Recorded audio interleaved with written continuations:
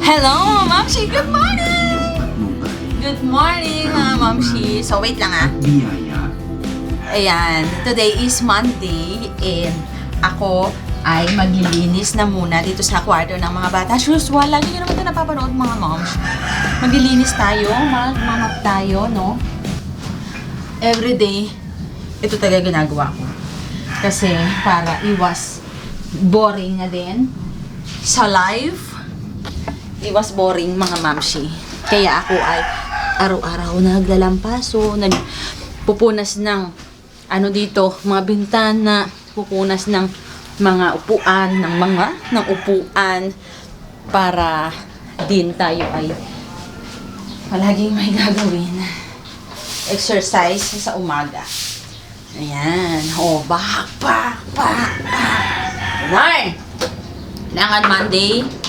Kailangan Monday, maging productive lagi ang araw. Diba?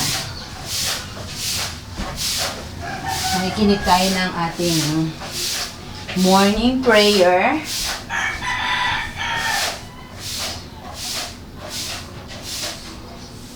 Natulungan kaming mamuhay habang tayo ay sa iyong banal na kalooban. Nagpupunas. Mamaya pupunas ako ng bintana, computer, nananalig kami sa bed, iyo pinto, at tsaka tinatanggap ka upuan. namin Para tayo ay bilang laging at mapagmahal na malinis Panginoon. at mabango.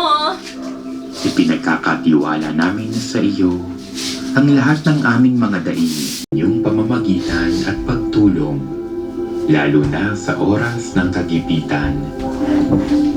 Ipanalangin ninyo kami upang maging karapat-dapat sa harapan ng Diyos at upang maging matiyaga kami sa aming paglalakbay sa mundong ito.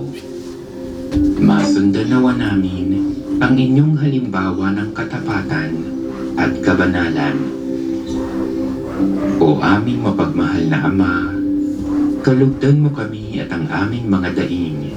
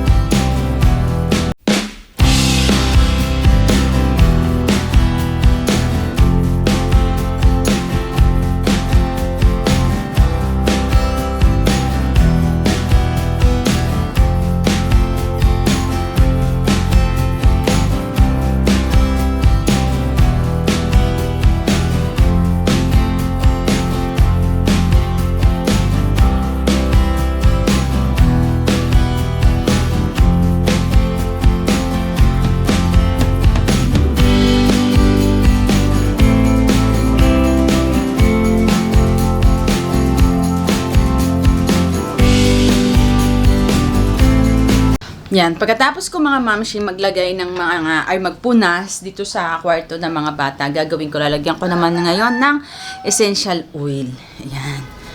Nalagyan ko siya. Bakit parang ang lapit-lapit ko? Liwa-liwanag. Yan, nalagyan ko ng essential oil. Parang tutuldukan ko lang tong mga to. Yan, kasi ang bango kasi nito. Pero paborito ko yung jasmine. Yung jasmine mga mamshi. Yung jasmine kasi nasa baba.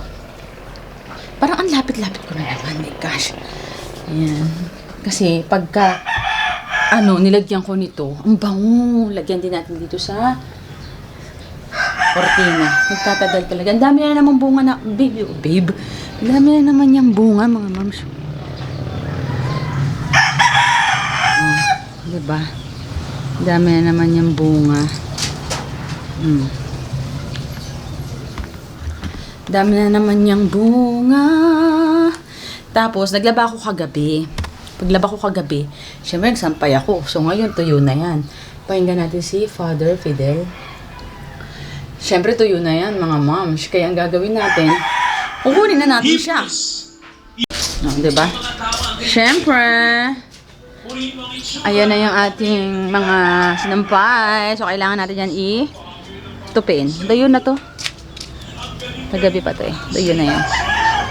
Ang kiliti ko de, para mapasaya ako, ang kiliti ko, pera. Di pera. Di. Oo, nandun si Father Kaya nga daw, alamin mo kung ano yung mga kiliti ng isang tao para mapasaya mo siya. Alamin mo yung kiliti ko. Bigyan mo ng pera.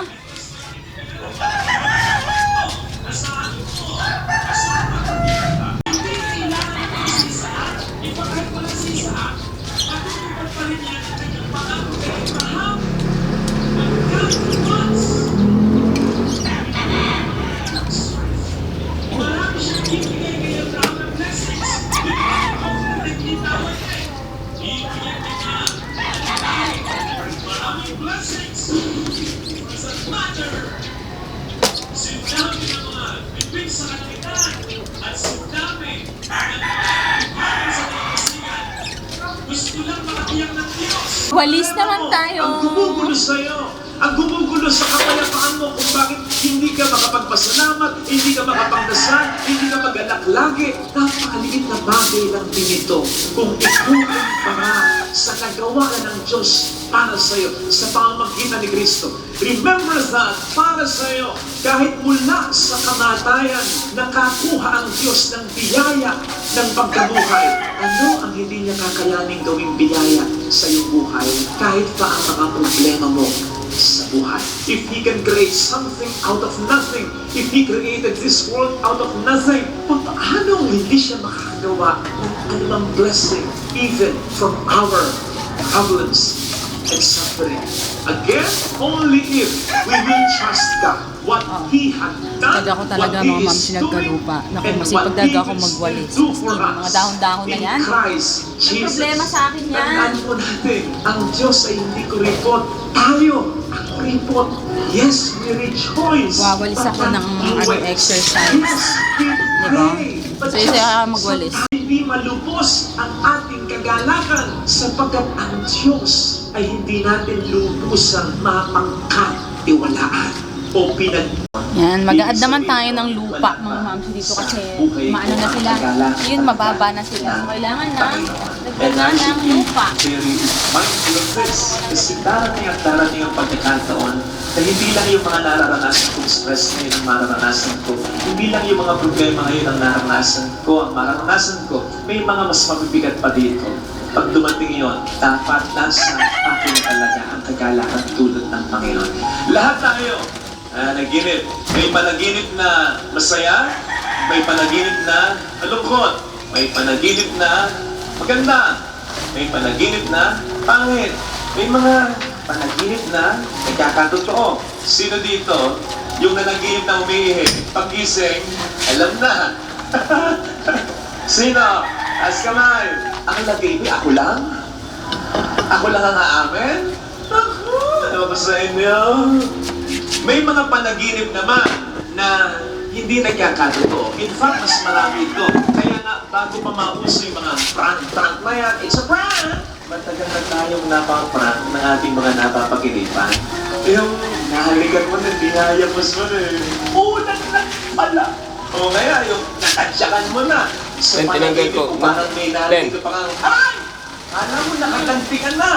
Sa kinainisan mo, nang Naka-record ba to? magising ka na lang bigla, sasampal ng asawa mo. Siya pala natatsyakan mo. Try mo. Kaya may mga panaginip na, Ayan. Diyos, Guys, dito na ako sa bahay. Ako nagpapakuha ng mundo ko. na siya ang Diyos at marami po. Marami tayong ano dito marami tayong kahoy. Kaya ayan, so papakulo muna ako ng munggo dyan. At ang mga tao ay Diba? sasama sa kanya. Wala na rin kaming gas. Kanya mapapasunod Eh kung mag-electric na kumal na naman sa kuryente. ng Antikristo. Kaya tayo, dito muna tayo magpakulo. Tapos doon na lang natin iyan sa ano, baba, iluto. Pinili na yan. Sobrang alam natin na kapag may pera ka, Uy, mainit ang ulo ng Meiji namin Uy, bakit mainit ang ulo? Tinatahulan niya yun, Ma'am Sho. Kita niya pa yon yung gumagawa doon. Yan o. Kita niya yan. Kaya tinatahulan niya. napaka-interesado na kanya. Hi mga Ma'am Sho, so tapos na. Nilinis ko na rin yan. Para wala tayong problema. Linis-linis ko na rin yun mga. Sit ko muna tayo. Na pagod ako. Kaloka. Tapos na yung munggo ko mga mamsi. Kumain na rin kami. Tapos na yung munggo, kumain na rin kami. Mga mamshi, gabi na naman. Nag-iipon ako ng tubig kasi sabi mo wawalan daw ng tubig. Kaya ayan, nag-iipon ako. Sa katambalak ako, maliligo sana ako eh. Sabay ko na lang yung paliligo ko habang nag-iipon ako ng tubig. Yung sinain ko, nasunog. Pero konti lang. Kasi, nawalan kami ng gas. Sa induction cooker ako nagluto. Yung mga bata kasi yung nagluluto doon kasi nga, ano ako eh, saan tawag doon? Sa rice cooker. So, nalakasan ko pala ng apoy. Nasa number 10, parang 1,000. Eh, ang ano lang pala doon, dapat nasa 500 lang or 5 lang. So, ayun, medyo nasunog siya. Kaya pala, alam mo, saglit lang ako, umakyat lang ako. Pagkatapos kong umakyat, nung pagbaba ko, kasi may kinuha lang ako. As in, may kinuha lang ako, literal, mga moms. May mga kinuha lang ako. Pag, ano ko, nangangamoy, sabuti na lang, nandito si Prince. Kung hindi, naku, siguradong nakusulog talaga ng as in. Ngayon, inano ko na, nilipat ko na lang sa iba para ano, para, ang tawag yan? Wala na akong ano, kulay white na t-shirt. Yun, nilipat ko sa ibang kaldero para ano kami, makapag hindi siya sunog, ganun.